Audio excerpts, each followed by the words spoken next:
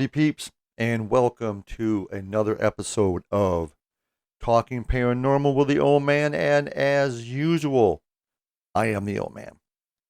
How are y'all doing today? Hope you're having a good Sunday. It's March 22nd, 2026. Hope y'all doing good. Stay safe. I guess Ohio's supposed to get some thunderstorms today, so stay safe if you're down there. Up here in our part of the woods, it's not too bad. It's supposed to be like 50 today. But then it's supposed to drop down to in the 40s and rain. But rain's better than snow, I guess. Okay, so we are doing a tour of the 50 states, haunted locations in the 50 states of America. So today we have Arizona. Now, we just got back from a trip to Arizona, and one of the places that we experienced activity is not on the list. So I'm going to add that to the list as a personal experience. So, and then of course, just a little bit of self promotion here. I do have a couple of video reaction YouTube channels. One is Musical Chairs, which is, can you guess it? Yeah, it's music. I have a wide range of music. I listen to a lot of stuff except for rap. So I react to videos. Last week I did Martin Briley, The Salt in My Tears, and you're probably saying, what the hell is that? That was from '83. And today I'm going to be doing Howard Jones.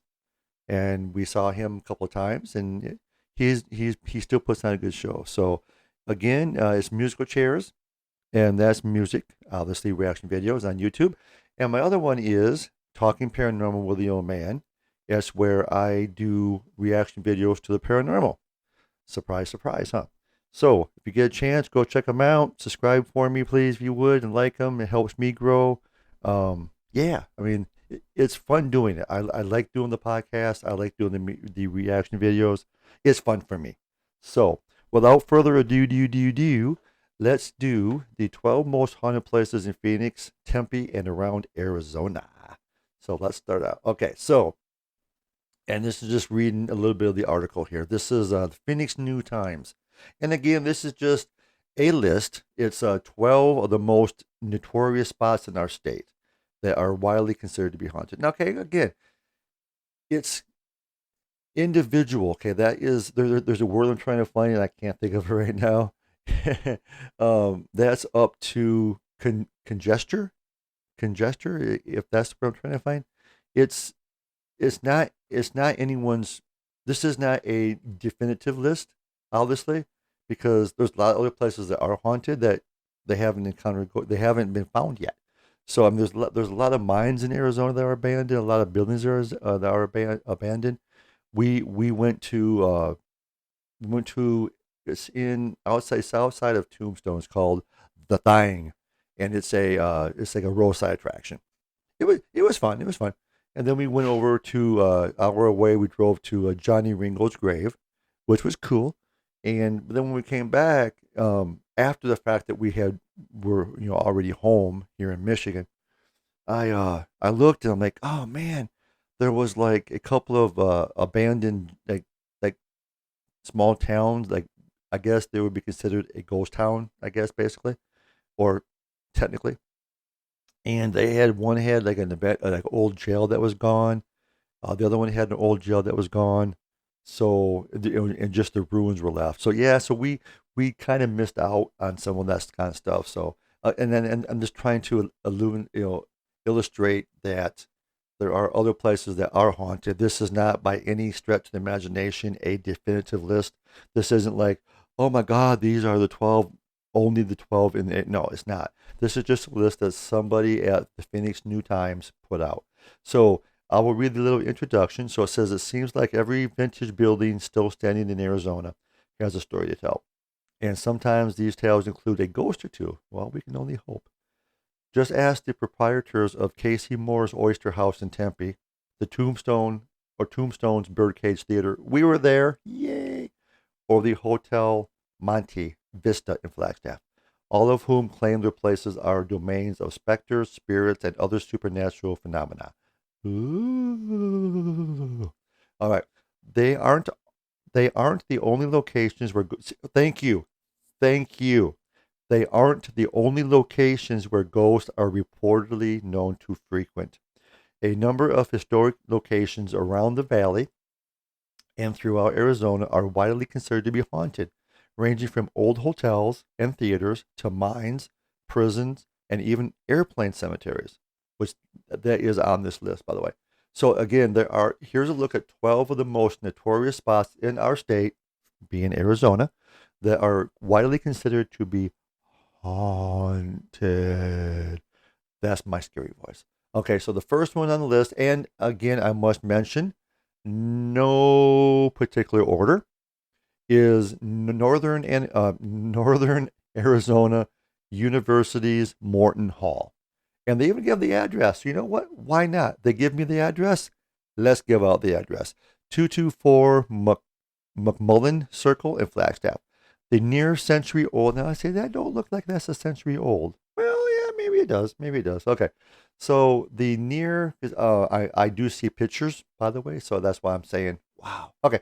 The near century old women's dormitory on the forested grounds of Northern Arizona University is said to be haunted by the forlorn spirit of a heartbroken student named Kathy. Aww. Who supposedly hanged herself. Here's where I don't know. It's like, wouldn't that be hung? Wouldn't it be she who supposedly hung herself? That sounds, and I'm not making light of the situation that she offed herself, but wouldn't it be, instead of hanged herself, wouldn't it be hung herself? I've always wondered about that when I hear that or I see that. It's like, wouldn't that be hung instead of hanged? Because hanged isn't hanged plural? Wouldn't it be hung? But anyways, who supposedly hanged herself in the stairwell during a winter break back in the early 1950s. Depending on whom is, see, and wouldn't that be who, instead of depending, and I'm not trying to be a grammar lesson. I had a teacher in high school, Mr. Sayers. I'm sure he doesn't listen to this podcast, so I can say his name, Mr. Sayers. And he would always correct you in class. Used to irritate the hell out of me. It's like, dude, don't correct me, but that was his job. So depending on who's telling the tale, wouldn't that be depending on whom is telling the tale? Or is who's plural of whom? God, my God, I'm starting to sound like Mr. Sayers. Shit. Okay, keep on going. No more correcting, okay? So depending on who's telling the tale, she was either abandoned by her family, okay, maybe she was pregnant in the 50s, or had a boyfriend in the armed forces who died in combat. Oh, okay, that goes either way, dude. That's a wide expanse of possibilities. Abandoned, or her boyfriend was killed in the armed forces, and this would have been during the Korean War, 50s Korean War. Yeah, so I don't know. That's a lot of possibilities. So over the decades, the alleged apparition, who was Kathy, had been blamed for a litany of phenomena. I don't know what litany is. There must be a lot of it, including lights flickering, radios and televisions malfunctioning, posters flying off the walls, and blankets being pulled off beds. Okay, I gotta see what litany is. Oh, excuse me, because I don't know what that word is.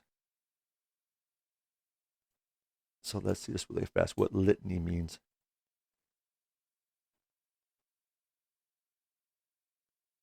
That's not it. Litany is a series of petitions for use in church services or processions, usually recited by the clergy, and responded to. Oh yeah, that is definitely not it. That's definitely not it. So I think they use that word wrong. Yeah, yeah. Okay, yeah. They smooched the pooch on that one because that one was wrong. That litany is not even what it's. Yeah, yeah. They messed up. Who is your editor? You need to have a talk with your editor because litany does not mean what it's supposed to mean here in this conversation. Okay, so the other one is, or the number two is the Birdcage Theater. Now we were there. We were just in the Birdcage Theater back in February. Okay.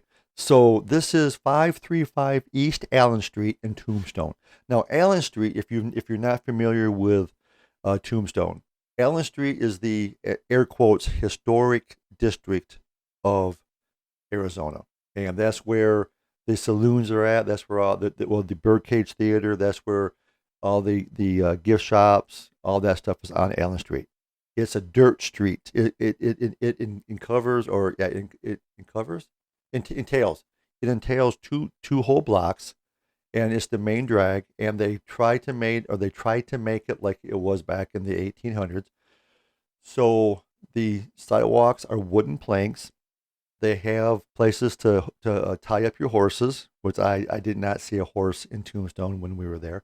And the the road is paved, but they bring in dirt to make it more authentic, obviously. And when it rains, the dirt gets washed away, and they have to bring more dirt in. And when it rains, it gets muddy as shit. So it's a catch-22. So, anyways, the rough and ready city of Tombstone may have been the town that was too tough to die, which it is. Well, it's the slogan. But its inhabitants over the past 140 years or so haven't been so lucky. Plenty of folks have shuffled loose, though, the moral coil since it was first settled in 1877, including the participants in the legendary OK Corral shootout and the longtime occupants of the equally renowned Boot Hill Graveyard, which is not covered, but I'm going to cover that too. The Birdcage Theater, a former saloon, gambling den, and brothel.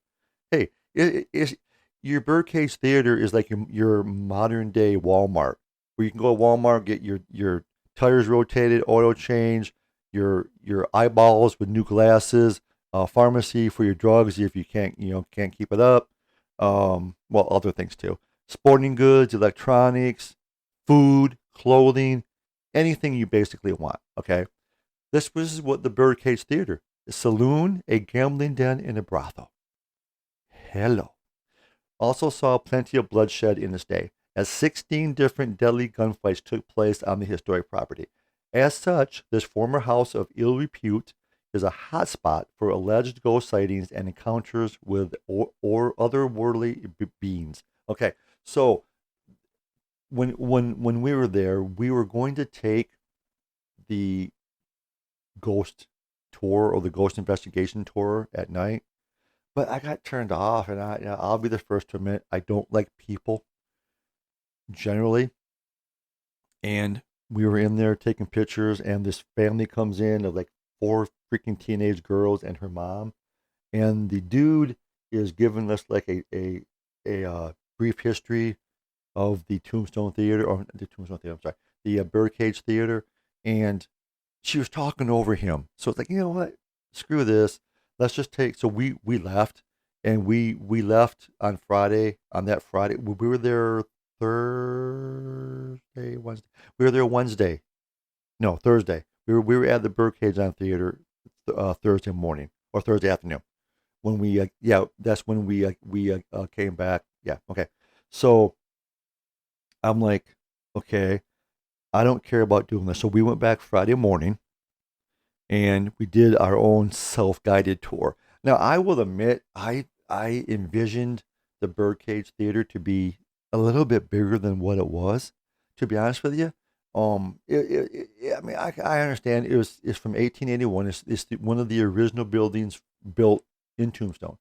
So yeah, I can I can understand, but it was a little smaller than what I thought. But still had a good time. We had the place almost to ourselves, and there was an older couple that was so as you walk when you first walk into why am I saying Tombstone?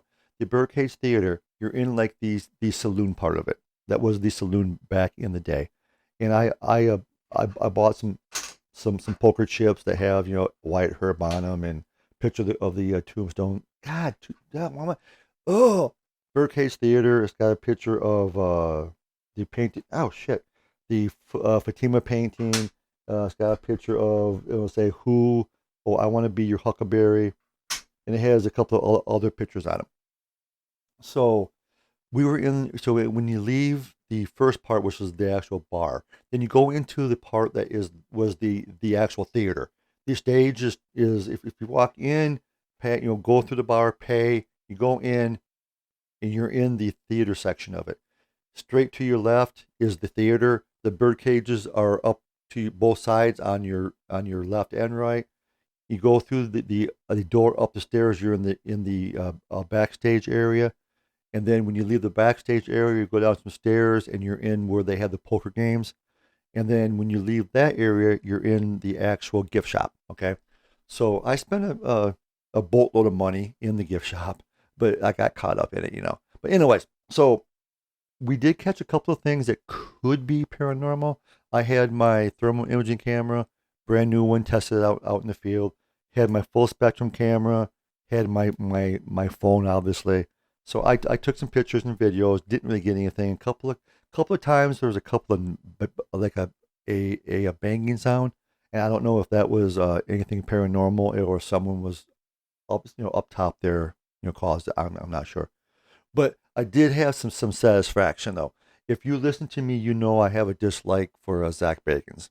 He is a douche. Okay, and I don't like him. I don't care if you do. If you guys like Zach Bagans, knock yourself out, man. I'm not here to say don't like him. No, if you like him, that's your choice. This is America, right?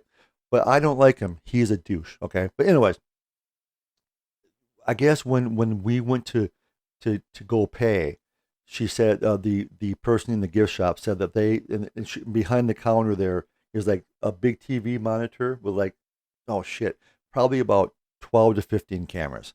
So every place in there is seen on their camera. So you can't take anything, break anything, whatever. So I did my obligatory, we are paranormal investigators, have been for, this year makes 30 years, blah blah blah blah blah blah. And she goes, yeah, I saw, because there's this one child ghost in the backstage. There's a hearse. It's a black hearse that took victims from Tombstone when they died, obviously, to the graveyards. Okay, either Tombstone City graveyard or Boot Hills graveyard. So supposedly there's a boy. I want to say his name is Toby. I want to say I'm not entirely for sure on that, but he supposedly will move above the black hearse. Is of course, and it is a horse-drawn, hearse. Obviously, they didn't have cars back then yet. So there's like a coroner's um, examination board, I guess, or table that is hanging from the rafters. And the spirit of this little boy, like I said, I think his name is Toby. Supposedly, if you ask him to, will swing. That coroner's board that's hanging from the ceiling will swing back and forth. And that's supposedly Toby. That's his presence. So I asked, and I'm like, okay, I'm not here to make you, and I don't believe in this, making the spirits, in the puppets and clowns. Oh, can you do that for me? Oh, can you do it again? Screw that shit. So I said, very politely and professional, Toby, if you're here, please move that that table that you usually move if your presence is here. And if not, that's fine. I'm not gonna make you jump through hoops and be be a clown basically. So when we went to go check out, she's like, "Oh yeah, thank you for being respectful for our spirits." I'm like, well, of course, because I don't antagonize them, whatever. And here's the part that is gratifying to me, seriously gratifying to me. She goes, "Zach Bagans is barred for life from coming back," and I'm like, "Yeah, mother, yeah."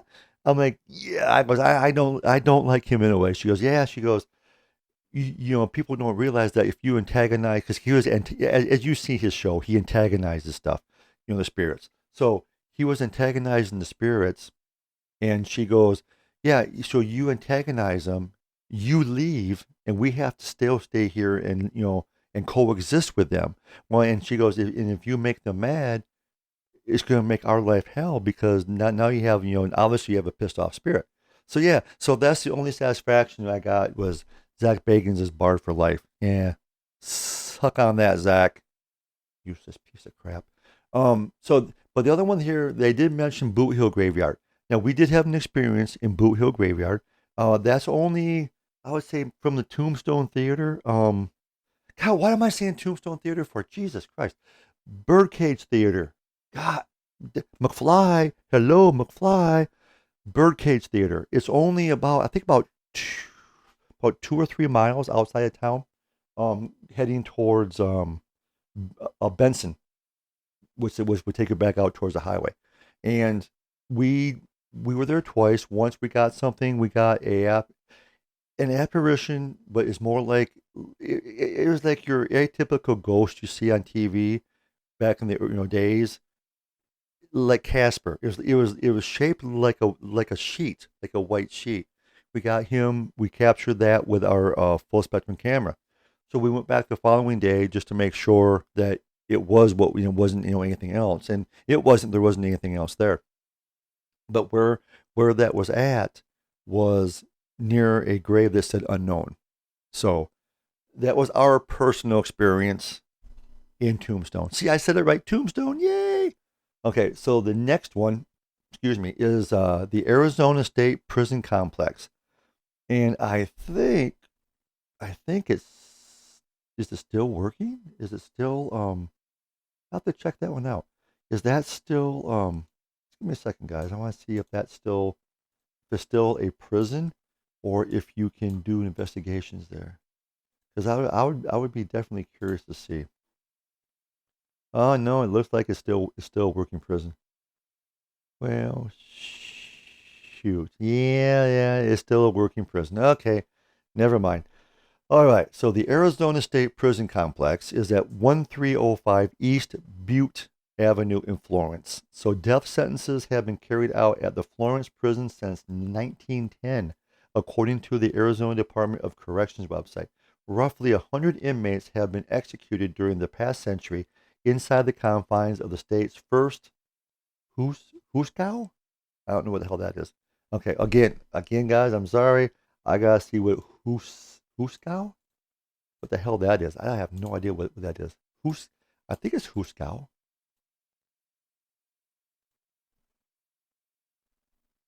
Oh, okay, okay, okay. So Huskow, yeah, it is. It's Husgow. So it's Husgow. So the e is very silent. So it's pronounced Husgo or Husgow. Husgow is an American slang short for jail or prison. So originating in the late 19th, early 20th century, it is angelized mispronunciation of the Mexican Spanish word jugago, meaning tribal or court, adopted into English due to the shared location of the courts and lockups. Okay, so I don't know why they just couldn't say jail. So it's Husgau. It's Husgau. E is silent. In Florence, either by hanging, lethal injection, or a trip to the gas chamber. So it shouldn't really come as much of a surprise that there have been more than a few possibly apocryphal yarns spawned. Okay, again, guys, I am sorry. I gotta see what this word stands for because I don't know what this means. Um, I'm a very simple Mayan, and when you start throwing these big ass words, I don't know what the hell they are. Okay, that is non-canonical, often hidden text. That's not it. Um, okay, okay. So basically, the apocryphal is of a story or statement of doubtful authenticity. So basically, a lie. Now, why couldn't you just say that? I realize that you're the Phoenix New Times. Just speak English. Speak, that people can understand. So basically, a few possibly lies, basically, or untruth yarns spun over the years about both inmates and guards witnessing several instances of mist that looked in human form, which is what we kind of saw at the Boot Hill graveyard, or having their ears assaulted with screams and other strange sounds in the building that houses the prison's death chamber or the adjacent cell blocks. Okay, that's cool. That's cool. Now, there's this one place here, and you might have referred to it as the airplane graveyard. And if you watched a movie in the '80s called "Can't Buy Me Love" with Patrick Harris, I believe it was, and Amanda, somebody who passed away. Good flick, by the way. But they went here. This is in South. Oh, we were close It's the 309th Aerospace Maintenance and Regeneration Group. It's basically a graveyard for airplanes because it's so dry out there and dry and humid that they put decommissioned planes out there for spare parts. And there's acres and acres and acres and acres of planes in various shapes and forms. So it's South Wilmot Road in Tucson is where do airplanes go when they die? Well, depending on their particular model, many obsolete or aging flying machines have wound up at this facility attached to the Davis Monthan Air Force Base in Tucson. It's the largest boneyard in the world, and it's where the U.S. military has stored or dismantled its retired and out-of-service aircraft since the mid-1940s. A few ghost stories have been spun about the place over the decades, such as Phantom World War II fighter pilots roaming the grounds. I have heard of that story. Um, yeah, where they had a full-on conversation saying, "Oh, I flew this plane, and these holes were caused by airplane bullets, whatever, or shrapnel." Only to find out they turned around again and the dude's gone. So, and again, if you can't buy me love, it's a good flick. It's a chick flick kind of, but it is a interesting. It is basically based in Tucson. So if you get a chance, check it out. It's a really cool place and a really cool movie to watch.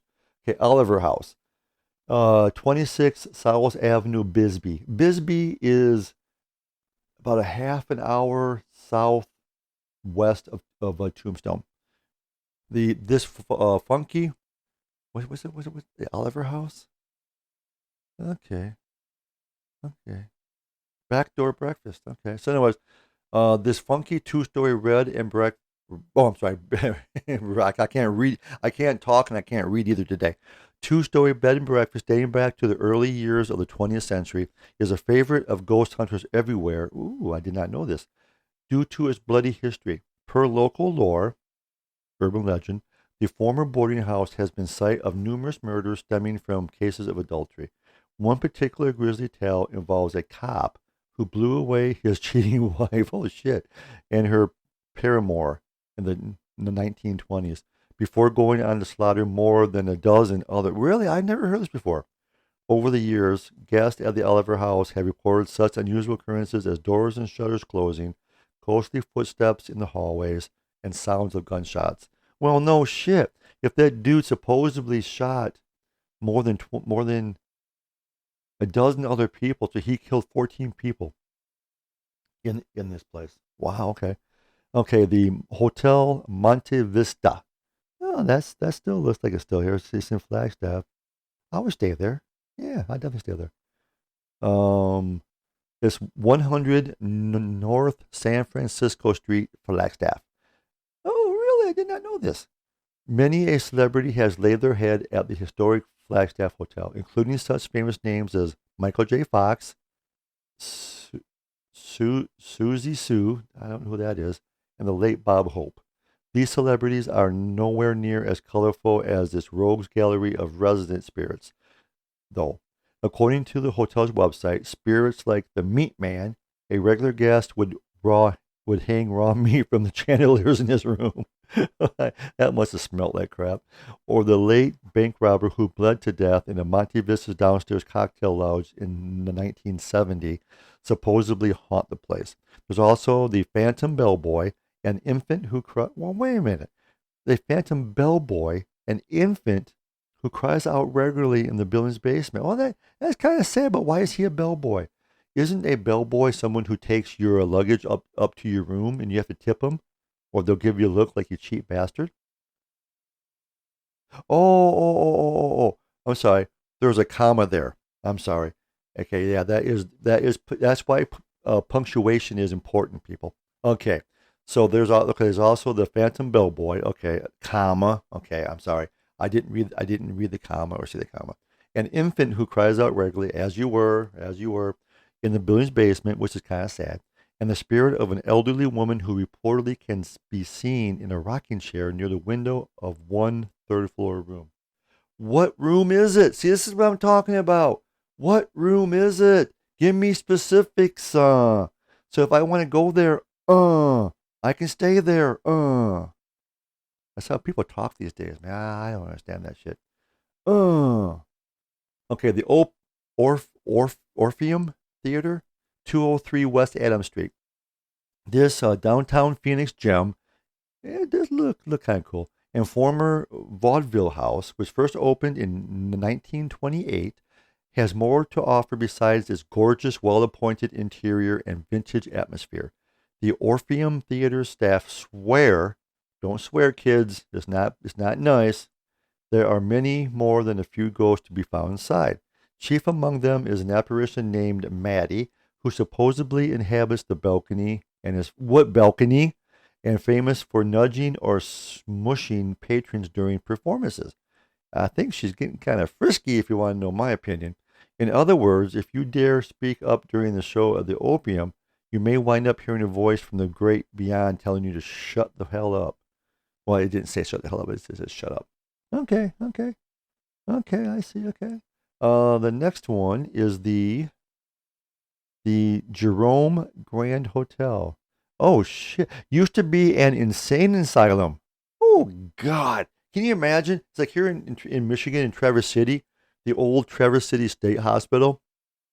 They they they still have some of the buildings, but like the main administrative building and all that kind of stuff.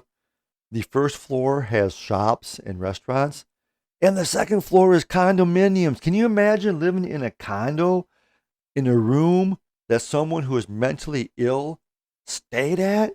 Oh my God, that's like freaking heaven, man. It's like, give me the keys and tell me how much.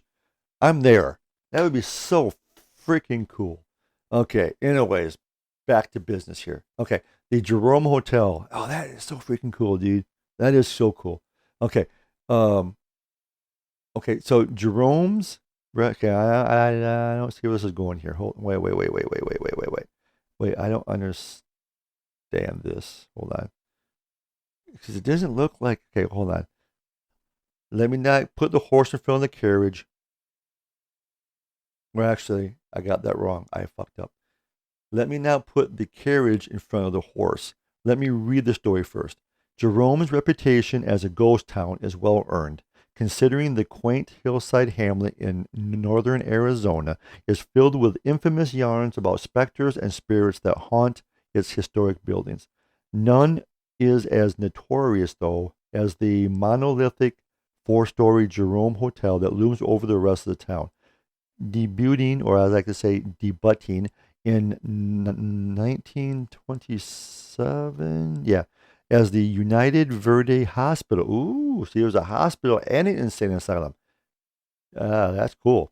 This was where local miners came after suffering gruesome injuries while digging for copper. Many of whom succumbed to their grievous wounds and also where the insane were brought to be cured of their mental illnesses. So it was a hospital and a insane asylum. Wow.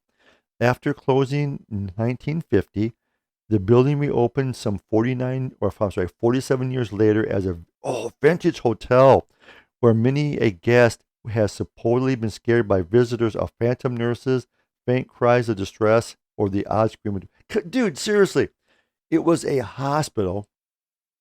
It was a insane asylum, and it opened 47 years later. So it opened 1997. Jesus, who would not want to stay there?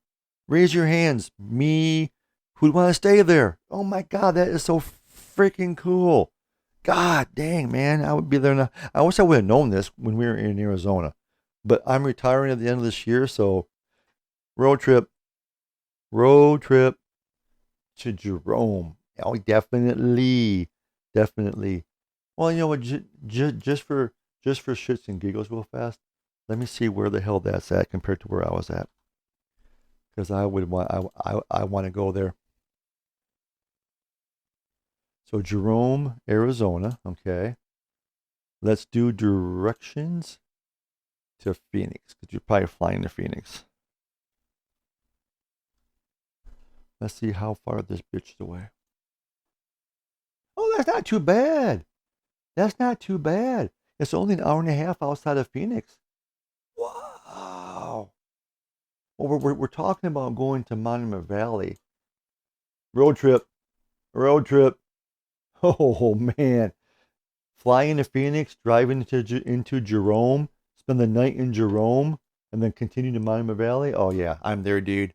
I am so freaking there. Oh god, that's gonna be so much fun. Okay, so the other one is the Vulture, or I think this is the last one. Nope, there's a couple more. The Vulture Gold Mine. That is in outside Wickenburg. Okay, so 36610 North 350, oh, Jesus Christ, 355th Avenue, Wixenberg. Oh, Jesus. Well, that just ruins it for me. As the cast members of Ghost Adventures could attest, the Vulture Mine is a truly spooky place indeed. Paranormal film, as you can tell, my enthusiasm went straight down the shitter. Paranormal investigators from the Travel Channel reality show, entertainment, there you go, paid a visit to the abandoned 1800s era former gold prospectors paradise in 2008. And if their exploits are to be believed, probably not, had rocks thrown at them, captured recordings of apparitions telling them to get out and you're going to die, and had the willies scared out of them. Your mileage may vary if you dare to pay a visit to the attraction, which is located approximately 70 miles northwest of the valley. Next, Casey Moore's Oyster House.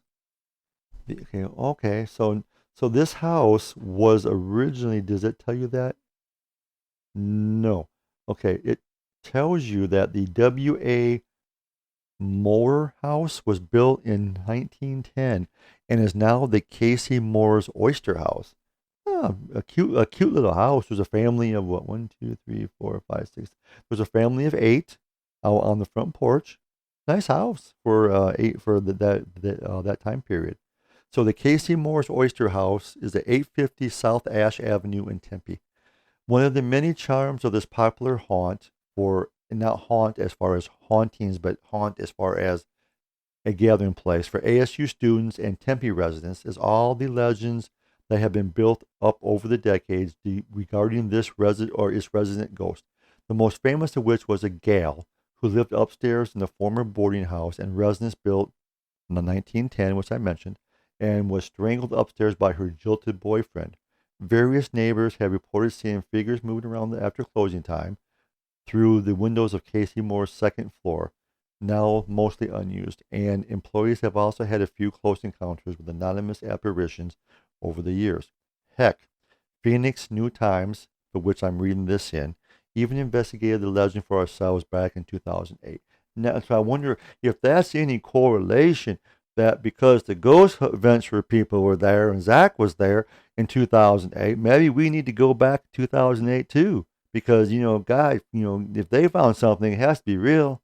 There was like very, very much sarcasm there. I was laying the sarcasm on pretty freaking deep. Yeah. So I wonder if the picture that I see up here, but, or boot, the picture that I'm seeing, there's only one upstairs window. Now I'm seeing in this picture for sure. Oh, I can blow it up. Oh, I can blow it up. Oh, crap. All right. I can see it bigger. I'm seeing at least, including the mom, I'm assuming that that's the mom. There is 4 girls in this picture. So I'm wondering if any of those were who were strangled. Just out of curiosity. Okay. We got a couple. We got 2 more. And I'm sure you're saying, God, it's about time. This guy's been talking freaking forever. Okay. The Hotel San Carlos. Oh, yeah, it's a nice little hotel. Yeah, that's nice. Where's it at? Oh, in Phoenix. Oh, I didn't see that place. Oh, shoot. Maybe we should have stayed there. Oh, yeah, we should have stayed there. It's 202 North Central Avenue in Phoenix. I'll have to see how close we were to that. Because we stayed at the Red Roof Inn that was sketchy as hell. When troubled, ingenuous Leon Jensen threw herself from the roof of the hotel. Oh, shit. Carlos in May of 1928. Oh, shit. Her tragic suicide ultimately gave the downtown Phoenix landmark its most enduring legacy in a haunted hotel. The 25-year-old's tragic plunge off the 7-story hotel. Is that 7? 1, 2, 3, 4, 5. Oh, she was on top. Ooh, she was on the top floor. Where was I at? Yep. Okay. It was a 7-story building. Okay. Launched hundreds of tales of a ghostly woman in white roaming the hallways and certainly proved to be a profitable chic that is ownership continues to play. Oh, no shit. You have a haunted location. You advertise it as being haunted. People are going to come. Plain and simple. Naturally, it's been a stop on any number of local ghost hunting tours. Well, yeah, no shit. So, okay, I'm just curious here. I want to see where the hell this is at. So just bear with me for 2 seconds here while I type this in. Yeah, that is Phoenix, but the destination is going to be the Red Roof Inn. We were in Midtown. Not Reed, you dumbass. Red. Oh my God. Red Roof. There we go. Yeah, ours was Midtown. So let's see how close we were to there. Oh, we were only 10 minutes away. Oh, wow. We were close. Oh, we should have stayed there. That's, oh my God. That's only a few blocks from the from Sky Harbor Airport. Oh man. Oh, next time we fly into Phoenix, we stay at this hotel, we fly to Jerome, we drive to Jerome, stay in that hotel, and then Monument Valley. Sounds like a plan to me. Oh, okay. So the last one is the Lost Dutchman State Park. Ooh, that's pretty.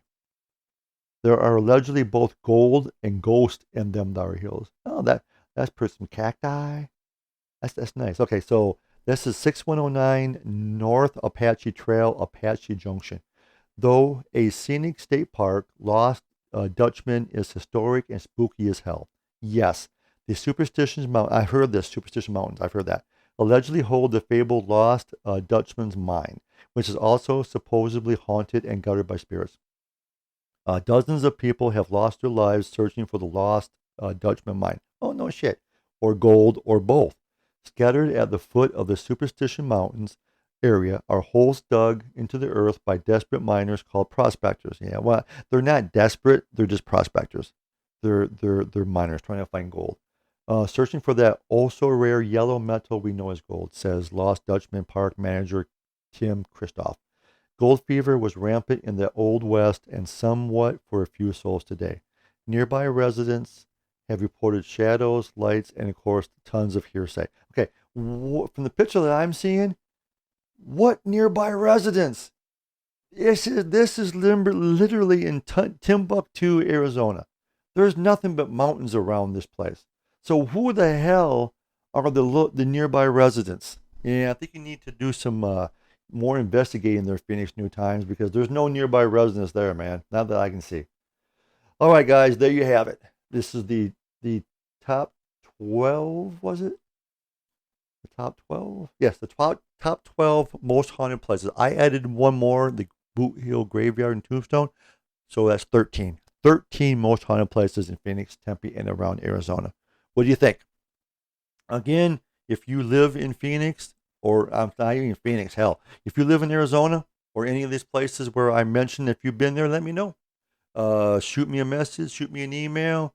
If I'm full of crap, dude, you're full of crap. I don't care. Let me have it. I am genuinely interested if you've been to any of these haunted locations in Arizona. So if you have, please, let me know. And if you found anything, let me know. If you have any pictures, send me the pictures. I'll look at them. I'm happy to. So again, if you all like like this podcast, please go over to my YouTube channel. Not necessarily musical chairs because that's about music, but I also have a YouTube reaction channel, Talking Paranormal with the Old Man, and that's me as usual. So again, guys, thank you for listening. If you like it, please share it with your friends. Hey, this guy's an idiot, but he tells a good yarn. That's all I can ask for. Again, you have to be more afraid of the living than you do of the dead. Stay away from the light unless you're into that kind of stuff. And until we meet again, bye-bye. I'm sorry, but the person you called has a voicemail box that has not been set up yet. Goodbye.